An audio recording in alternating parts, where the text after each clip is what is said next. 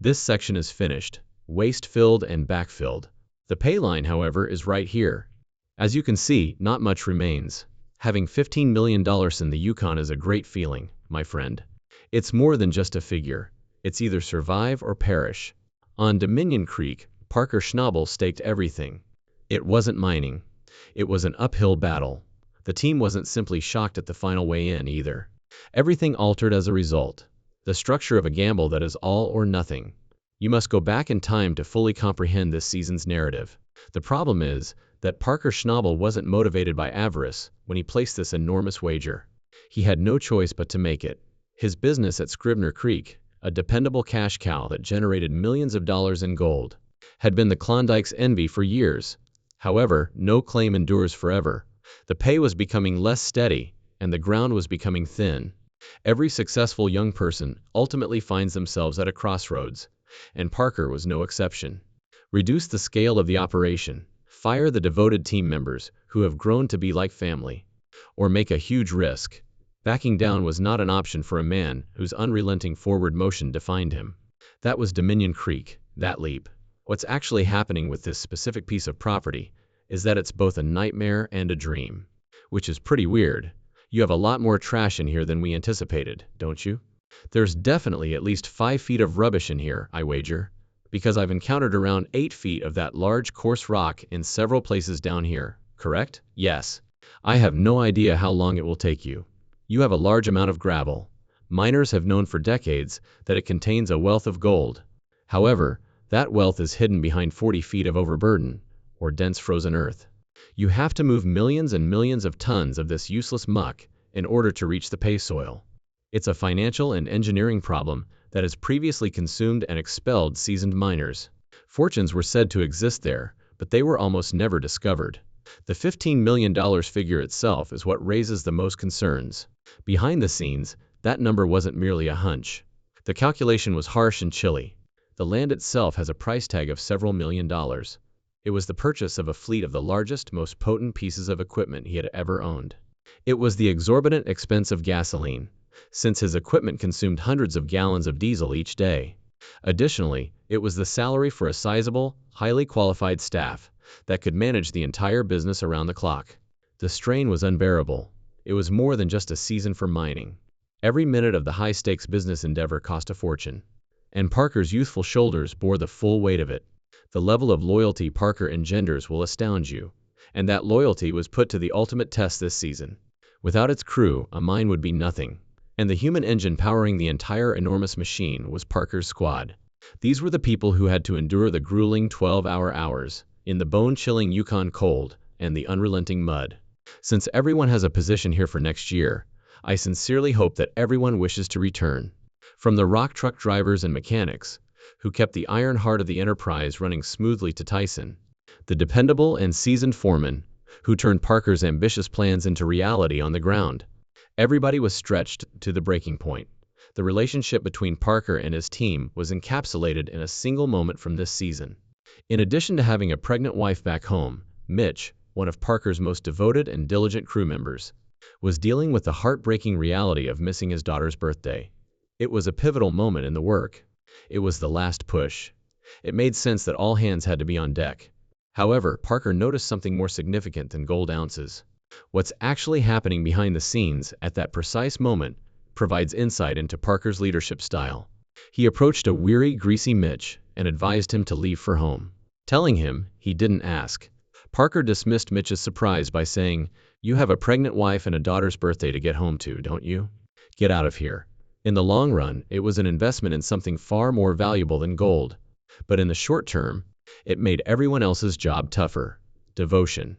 It made it very evident to the whole team that their employer considered them more than just cogs in a machine, even though they were under pressure to spend $15 million. That one act of kindness inspired a level of commitment that no salary could ever match. The creature that devoured the compensation. Parker needed an equal weapon to defeat a claim as strong as Dominion Creek. He discovered it in his enormous new wash facility, rock sand. The operation's true center was this machine. A soaring steel monster with vibrating screens and conveyor belts. It needs a name, I see. It requires a name. I genuinely believe that the old Goldie box is a good fit for it. I simply sense that I won't like saying that in a year. I'm not sure. For a rock for a wash plant, I do prefer rock sand, correct? Because, it's like rock and sand. It was a ravenous beast created with the sole intent of consuming mountains of pay dirt and extracting the small, priceless gold flakes from the useless rock. You see, the process is a controlled chaos symphony behind the scenes. The enormous excavators were the first to arrive, their enormous buckets tearing at the pay dirt layer 40 feet below the surface. Tons of this debris were then thrown into the beds of rock trucks that made their way through the cut's hazardous muddy roadways to the foot of Roxanne. High-pressed water cannons were used there to blast the pay soil, turning the firm, packed earth into a muddy slurry that flowed. The problem is that this is when the mechanics and magic really come together. Pumped up onto a huge vibrating shaker deck was the slurry. As it violently sorted the material, the entire structure shook with the loud noise. Over the season, a garbage pile that had grown into a small mountain was formed by the bouncing off of rocks larger than a fist. Through the screens, the smaller, gold-bearing sand and gravel tumbled into a network of lengthy passageways known as sala-boxes. Miner's moss, a type of rubber carpet, is used as a specific matting to line these boxes. Gold is quite heavy, so when the slurry swept over these mats, the lighter sand and gravel were washed right out the other end, but the microscopic gold particles would sink and become trapped in the moss. Rock sand raged endlessly for months. It sounds like their lives' continuous soundtrack. However, as the season came to an end and they approached the end of the pay, silence fell. The fate of their entire season was sealed inside the metal innards of the beast, which was about to go silent. It felt strange to stroll to the gold room for the last cleanup. Tension and eagerness were in the air. This weigh-in wasn't your typical weekly one. It was the decision. Many thanks, dude. Thank you. Yes, friend. However, it's incredible what we accomplished this year. Very crazy, Dad. We're hoping to reach that 7,000. You never know. It will be close. You people succeeded, though. Outside the small, protected building assembled the whole team. Men and women who had poured their souls and sweats into the cold ground. They had fulfilled their obligation. They had no choice but to wait now.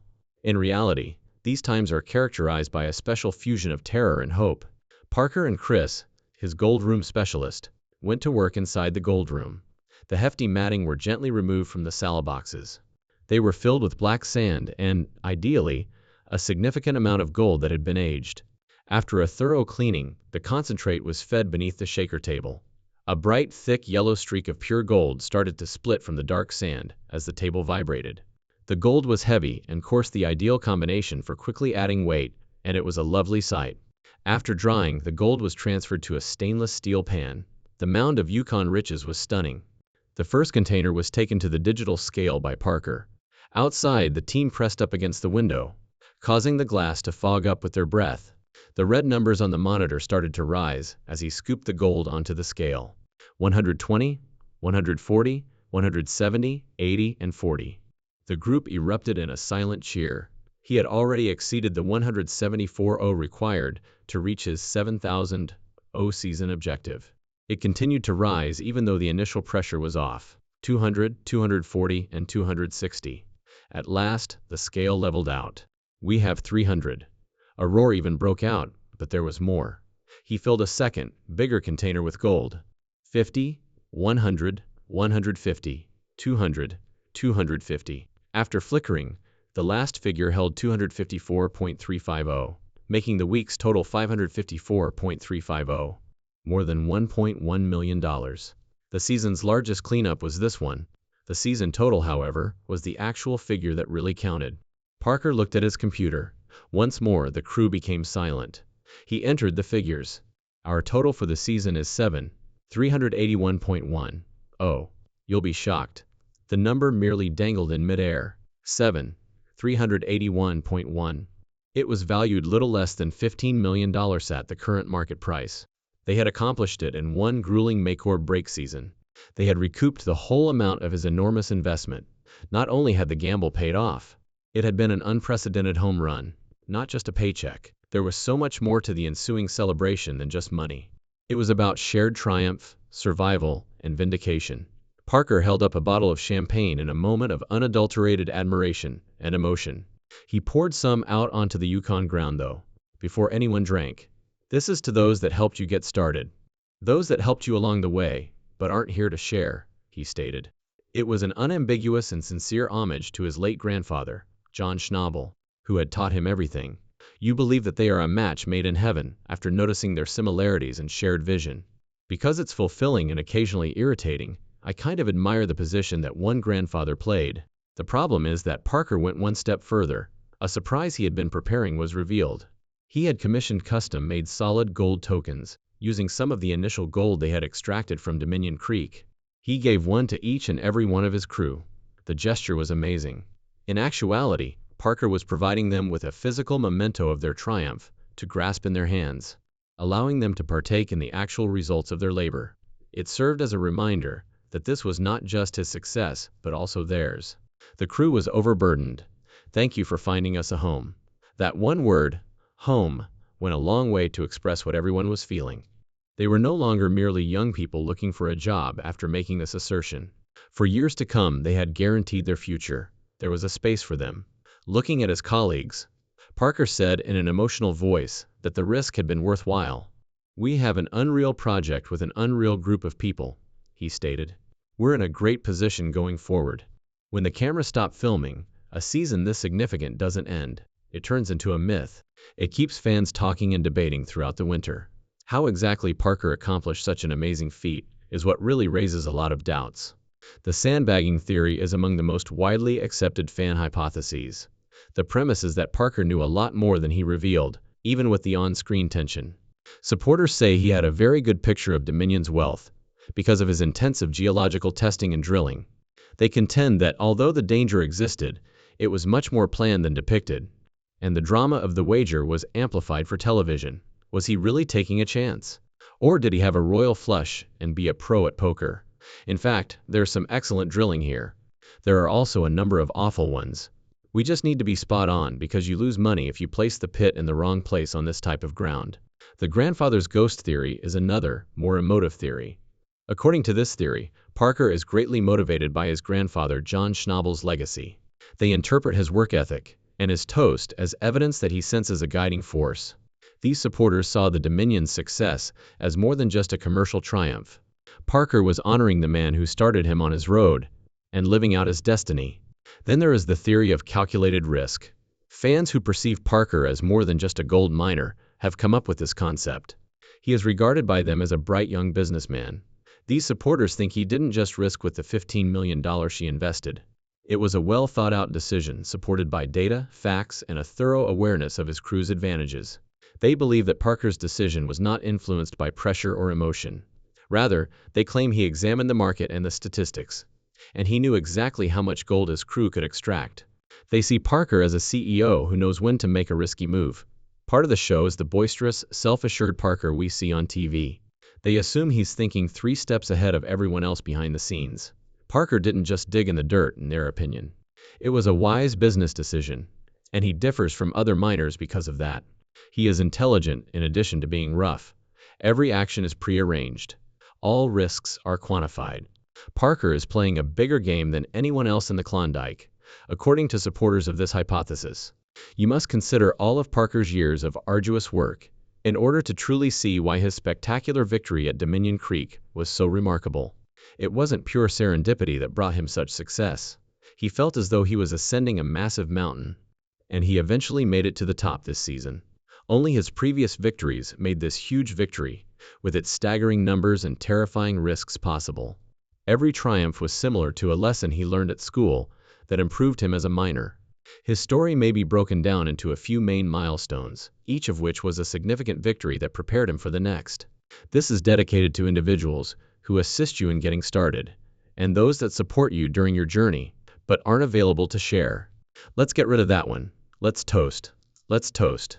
Let's toast. When he was still a teenager, he took the first significant step.